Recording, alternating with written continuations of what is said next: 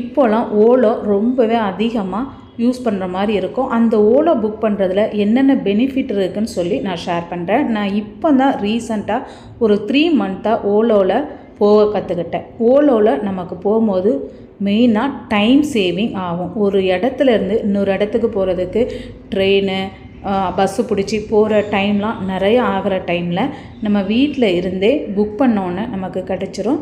அதுக்கு பிறகு நமக்கு எத்தனை பேர் போகிற மாதிரி வண்டி வேணுங்கிறத அந்த ஓலோ ஆப்லேயே நம்ம தெரிஞ்சுக்கிறோம். நம்ம புக் பண்ணால் ஒரு 10 நிமிஷத்துக்குள்ளே நமக்கு வண்டி வீடு தேடி வந்துடுது. அது மட்டும் இல்லாமல் தெரியாத ஊருக்கு போகும்போது நம்மளுக்கு ரொம்ப ரொம்ப சேஃப்டி இந்த ஓலோ. ஆட்டோ எங்கே போகுதுன்னு சொல்லி நம்ம அதை தெரிஞ்சுக்கலாம். இந்த ஆப் மூலயமாவே பணம் செலுத்துகிற வசதியுமே ரொம்ப ஈஸி. நமக்கு அந்த ஆப்லேயே காமிச்சிரும் எவ்வளோ ரூபா ஒரு இடத்துலேருந்து இன்னொரு இடத்துக்கு போகிறதுக்கு அந்த தூரத்துக்கான அளவை நம்ம தெரிஞ்சுக்கலாம். பஸ்ஸில் போய் அலைகிறதுக்கு கூட செலவாகினாலும் சேஃப்டியாக போயிட்டு நம்ம ரிட்டர்ன் ஆயிடலாம். ஓலோவில் போகும்போது நம்ம திங்ஸையும் நம்ம எதுவுமே மிஸ் பண்ண மாட்டோம். பஸ்ஸில் ட்ரெயினில் போகும்போது அவசரத்தில் இறங்கும் போது மிஸ் பண்ணிடுவோம். உங்களுக்கு ஓலோ போகிறது எப்படி யூஸ்ஃபுல்லாக இருக்குன்னு சொல்லுங்கள். அடுத்த வீடியோவில் இதுலேயும் சின்ன சின்ன பிரச்சனைகள் இருக்குது, அதையும் ஷேர் பண்ணுறேன்.